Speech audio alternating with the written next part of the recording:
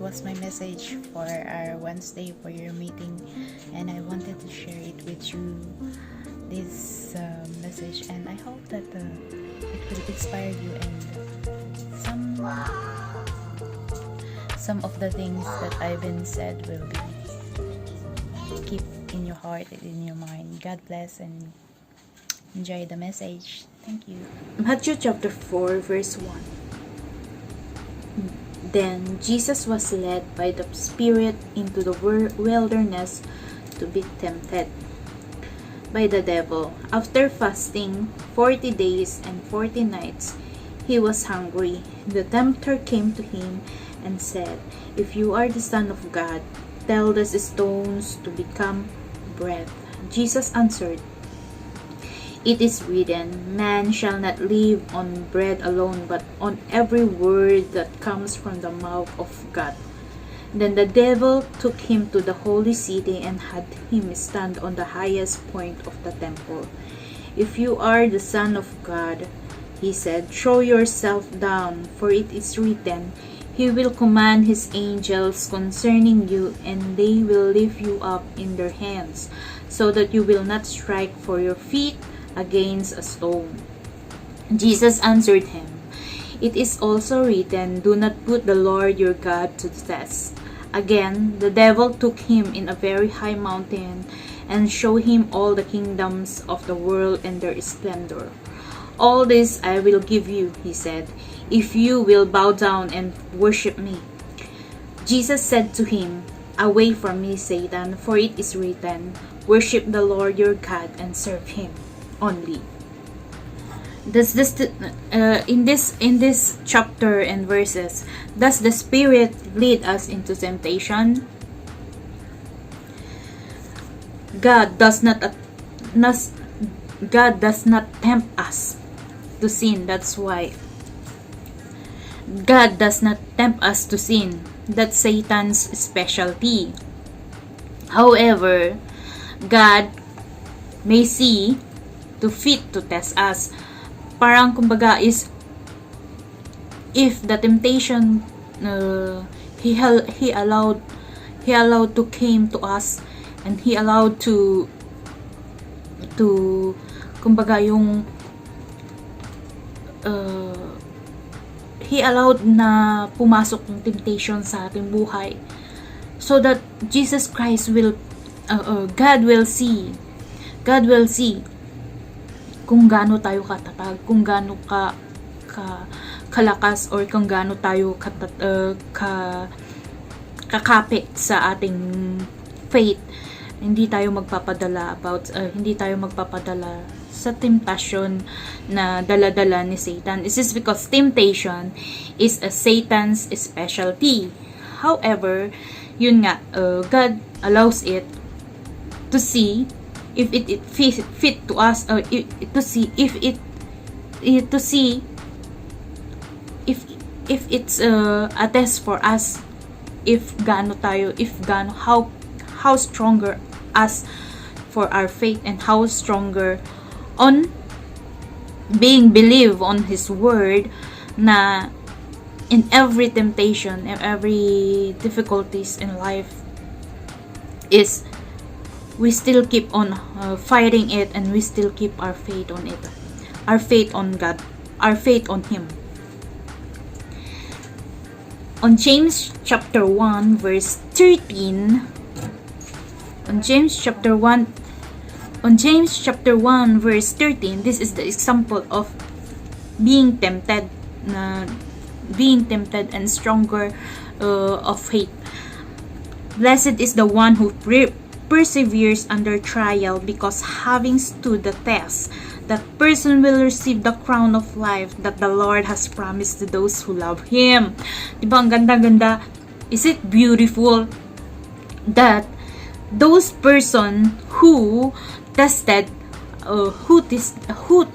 and dumaan sa trials has a promise of God, has a promise of the Lord, that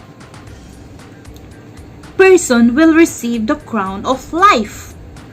He will receive, or she will receive, a crown of life.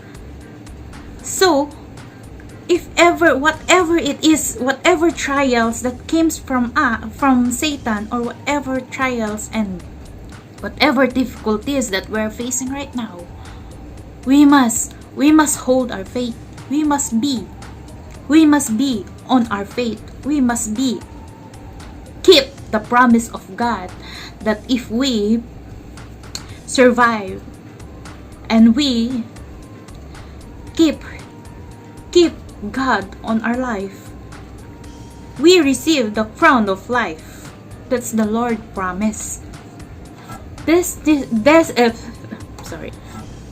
These testing places, as in Satan's, yung mga trials kasi na nangyayari sa ating buhay, ito yung parang nag-go near sa ring of fire ni Satan. Kumbaga mas malapit tayo sa kanya than to God, because God allows it just to test us, and susubukan tayo in everything na titignan kung gaano tayo katatag. This was our test. If we get near on Satan's pit, or patibong in Tagalog, in this case, the spirit tested by allowing Satan to tempt to the sin. Kumbaga,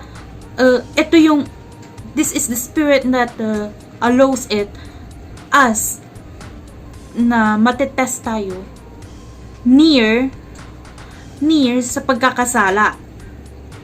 Kung gaano katatag tayo, kung gaano tayo katatag na mag-balance, kung gaano ka-eager tayo dun sa promise ni God, or kung gaano tayo kahigpit kumapit sa faith natin, than the temptation that it's in front of us, that's in front of us, na mas malapit siya kesa yung promise ni God.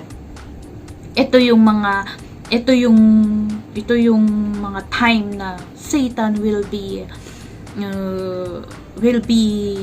more victorious on the other, or sometimes onto us. Aaminin ko, mas malakas ang hila ng temptations sometimes kesa yung hila ng faith ko. But then I keep on praying that God will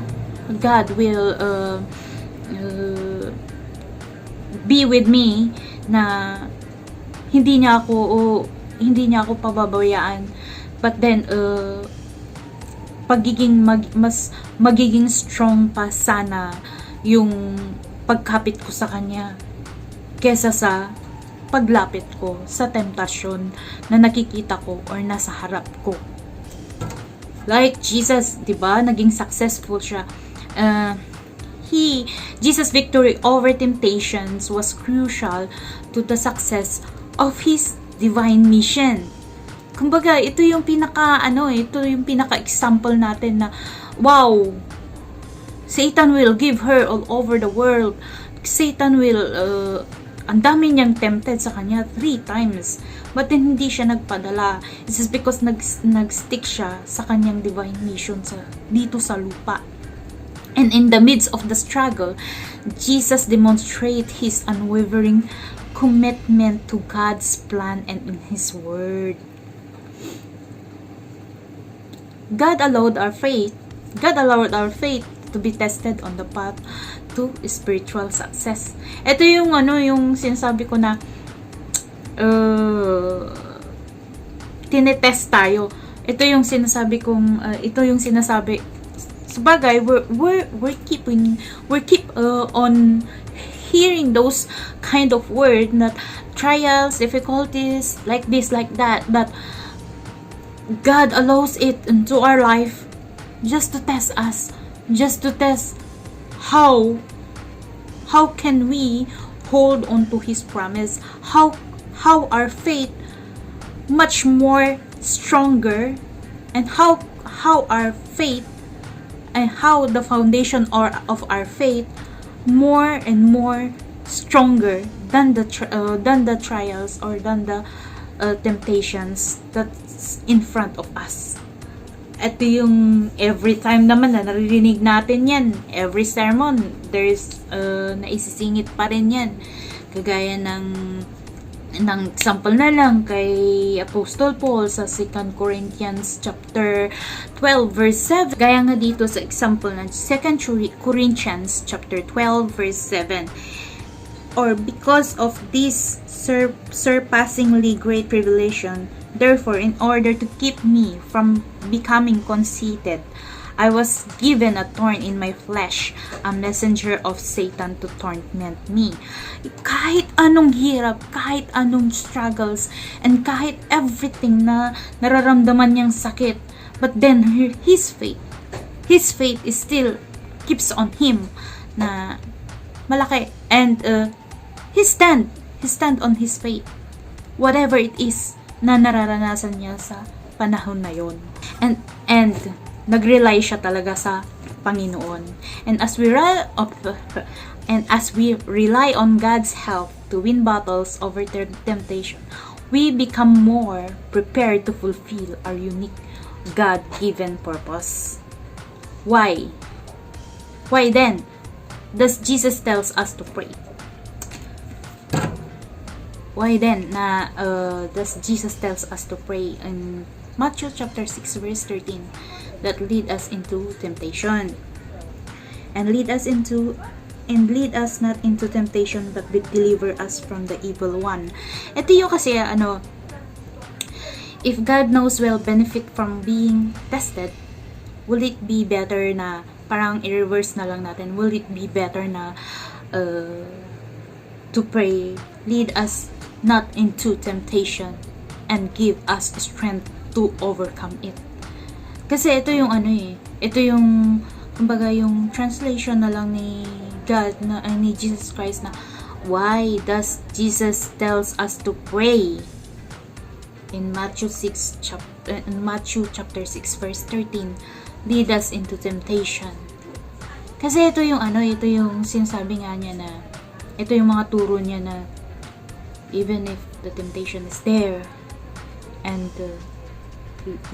Holy Spirit leading us to that temptation, just to test kung gaano ka tatag yung ating pundasyon ng ating paniniwala, or our foundation of faith na sinasabi nga nila in English.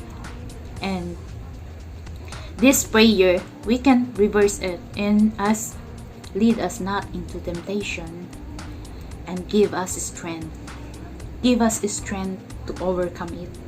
Kumbaga ito yung ipagdasal mo in everything na mangyari man, temptation man, nandyan man, pero there's a prayer that God will give you the strength to overcome it. God will give you and lead you to overcome it, to win for it, to be a victorious one. Yes, that's the good words. Avoiding temptation means avoiding the devil's snares. Kumbaga ito yung ito na yung mga dasal na natin to avoid those temptations that comes on our way, or that comes on our life. Diba? Avoiding temptation doesn't mean that we avoid trials that spiritually strengthen us. Jesus wants us to see God as the one who delivers, not the one who tempts. In our prayers, we look to God as the source of the victory, over the evil one. Diba yun din yung yun yung mga gusto nating mangyari, that God will be with us, that God will lead us, that God will keep us stronger, that God, everything, that God, nasa Kanya natin lahat itinataas, sa Kanya lahat natin sinasabi, sa Kanya lahat natin ititingala kung ano man yung mga pagdadaanan at napagdaanan natin sa buhay. God tests us, not that we might fall into sin, but we might experience victory. And that's it. That's it, mga kapatid. I can't join you in our what do you call, in our devotions or prayers for tonight. This is because I'm busy. I hope you understand, and I hope that you, this sharing that I shared with you, will may maiiwan sa inyo kahit konti lang. Maraming salamat po, and God bless, and good evening.